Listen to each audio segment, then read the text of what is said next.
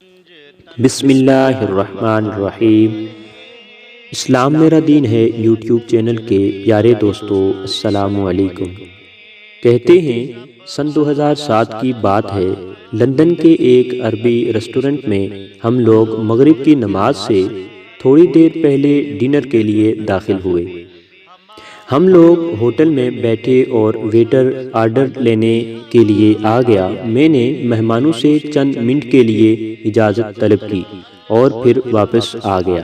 اتنے میں مہمانوں میں سے ایک شخص نے سوال کیا، ڈاکٹر صاحب آپ کہاں گئے تھے؟ آپ نے تو بڑی تاخیر کر دی، کہاں تھے؟ میں نے کہا میں معذرت خواہ ہوں، دراصل میں نماز پڑھ رہا تھا۔ اس نے مسکراتے ہوئے کہا، آپ اب تک نماز پڑھتے ہیں میرے بھائی، آپ تو قدامت پسند ہیں۔ میں نے بھی مسکراتے ہوئے پوچھا، قدامت پسند؟ وہ کیوں؟ کیا اللہ تعالی صرف عربی ممالک میں ہیں، لندن میں نہیں ہیں؟ اس نے کہا، ڈاکٹر صاحب میں آپ سے کچھ سوالات کرنا چاہتا ہوں اور آپ سے یہ درخواست کرتا ہوں کہ آپ اپنی جس کشادہ ظرفی کے لیے معروف ہیں، اسی کشادہ قلبی سے مجھے تھوڑا سا برداشت کریں گے؟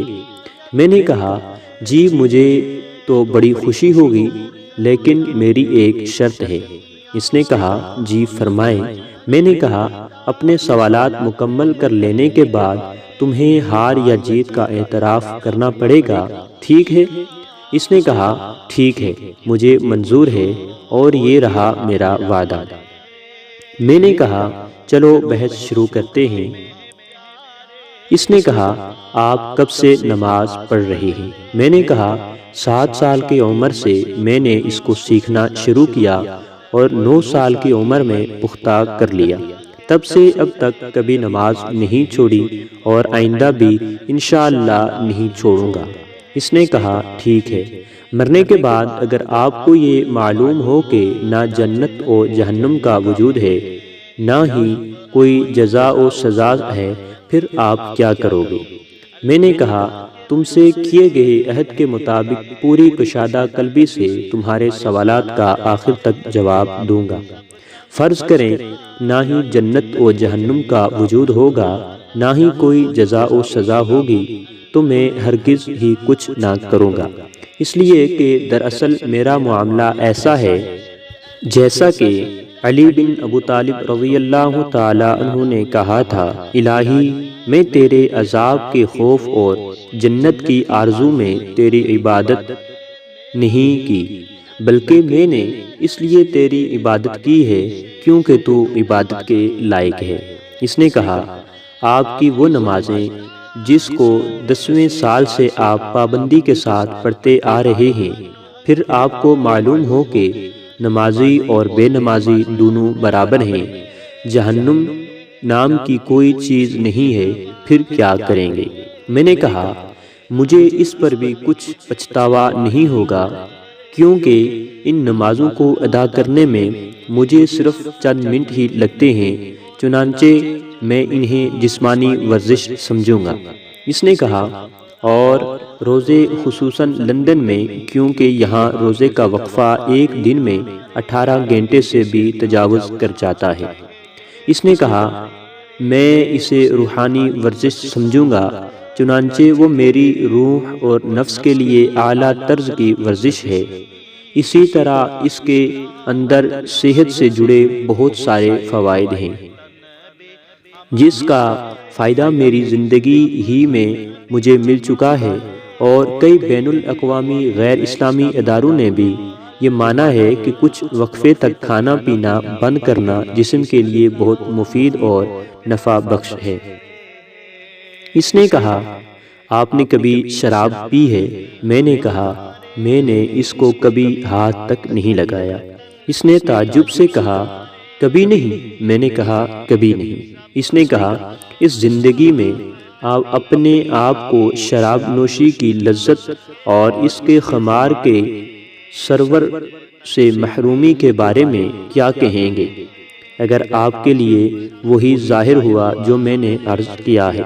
میں نے کہا، شراب کے اندر نفع سے زیادہ نقصان ہے، اور میں سمجھوں گا کہ میں نے اپنے آپ کو اس نقصان زدہ چیز سے بچا لیا ہے اور اپنے نفس کو اس سے دور رکھا ہے۔ چنانچہ کتنے ہی لوگ ایسے ہیں جو شراب کی وجہ سے بیمار ہو گئے، کتنے ہی ایسے ہیں جنہوں نے شراب کی وجہ سے اپنا گھر بار، مال و اسباب سب تباہ و برباد کر دیے۔ اسی طرح غیر اسلامی اداروں کی عالمی رپورٹ کو دیکھنے سے بھی یہ پتہ چلتا ہے کہ وہ بھی شراب کے اثرات اور اس کو لگاتار پینے کے انجام سے متنبع کرتی ہے۔ اس نے کہا، حج و عمرہ کا سفر جب موت کے بعد آپ کو معلوم ہوگا کہ اس طرح کی کوئی چیز نہیں ہے اور اللہ تعالی ہی موجود نہیں ہے۔ میں نے کہا، میں عہد کے مطابق چلوں گا اور پوری کشادہ ظرفی سے تمہارے سوالات کا جوابات دوں گا۔ میں حج و عمرہ کے سفر کو ایک خوبصورت تفریحی سفر سے تعبیر کروں گا جس کے اندر میں نے حد درجہ کی فرحت و شادمانی محسوس کی اور اپنی روح کو آلائشوں سے پاک و صاف کیا، جس طرح تم نے اپنے اس سفر کے لیے کیا ہے، تاکہ تم ایک اچھا وقت گزار سکو اور اپنے عمل کے بوجھ اور معمولات زندگی کی تھکان کو دور کر کے اپنی روح کو تازگی فراہم کر سکو۔ وہ میرے چہرے کو کچھ دیر تک خاموشی سے دیکھتا رہا اور پھر کہا، آپ کا بہت بہت شکریہ کہ آپ نے میرے سوالات کو بڑی کشادگی قلبی کے ساتھ برداشت کیا۔ میرے سوالات ختم ہوئے اور میں آپ کے سامنے اپنی ہار تسلیم کرتا ہوں۔ میں نے کہا، تمہارا کیا خیال ہے تمہارے ہار تسلیم کرنے کے بعد میرے دل کی کیا کیفیت ہوگی؟ اس نے کہا، یقیناً آپ بہت خوش ہوں گے۔ میں نے کہا، ہرگز نہیں، بلکہ اس کے بالکل الٹا، میں بہت دکھی ہوں۔ اس نے تعجب سے کہا، دکھی کیوں؟ میں نے کہا، اب تم سے سوال کرنے کی میری باری ہے۔ اس نے کہا، فرمائیں۔ میں نے کہا، تمہاری طرح میرے پاس ڈھیر سارے سوالات نہیں ہیں، صرف ایک ہی سوال ہے، وہ بھی بہت سادہ اور آسان۔ اس نے کہا، وہ کیا ہے؟ میں نے کہا، میں نے تمہارے سامنے واضح کر دیا کہ تمہارے مفروضہ کے واضح ہونے کے بعد بھی میں کسی طرح کے گھاٹے میں نہیں ہوں اور نہ ہی اس میں میرا کسی قسم کا نقصان ہے، لیکن میرا وہ ایک آسان سوال یہ ہے کہ تمہارا اس وقت کیا ہوگا اگر حالات تمہارے مفروضہ کے برعکس ظاہر ہوئے، یعنی موت کے بعد تمہیں معلوم ہوا کہ اللہ تعالیٰ بھی موجود ہے، جنت و جہنم بھی ہے، سزا و جزا بھی ہے، اور قرآن کے اندر بیان کیے گئے سارے مشاہدے و مناظر بھی ہیں، پھر تم اس وقت کیا کرو گے؟ وہ میری آنکھوں میں آنکھیں ڈال کر خاموشی کے ساتھ دیر تک دیکھتا رہا، اور پھر ویٹر نے ہماری میز پر کھانا رکھتے ہوئے ہماری خاموشی کو توڑا۔ میں نے اس سے کہا، مجھے ابھی جواب نہیں چاہیے، کھانا حاضر ہے، ہم کھانا کھائیں اور جب تمہارا جواب تیار ہو جائے تو برائے مہربانی مجھے خبر کر دینا۔ ہم کھانے سے فارغ ہوئے اور مجھے اس نے کوئی جواب نہیں دیا، اور میں نے بھی اس وقت اس کو جواب کے لیے کوئی تکلیف نہیں دی۔ ہم بہت ہی سادگی کے ساتھ جدا ہو گئے۔ 1 مہینہ گزرنے کے بعد اس نے مجھ سے رابطہ کیا اور اسی ریسٹورنٹ پر ملاقات کا مطالبہ کیا۔ ریسٹورنٹ میں ہماری ملاقات ہوئی، ہم نے ایک دوسرے سے ہاتھ ملایا کہ اچانک اس نے میرے کندھے پر اپنا سر رکھ کر مجھے اپنی باہوں میں پکڑ کر رونے لگا۔ میں نے اپنا ہاتھ اس کی پیٹھ پر رکھا اور پوچھا کہ کیا بات ہے، تم کیوں رو رہے ہو؟ اس نے کہا، میں یہاں آپ کا شکریہ ادا کرنے آیا ہوں اور جواب سے باخبر کرنے آیا ہوں۔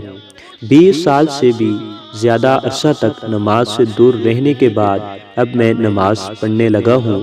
آپ کے جملوں کی صدائے بازگشت میرے ذہن و دماغ میں بلا توقف گونجتی ہی رہی اور میں نیند کی لذت سے محروم ہوتا رہا۔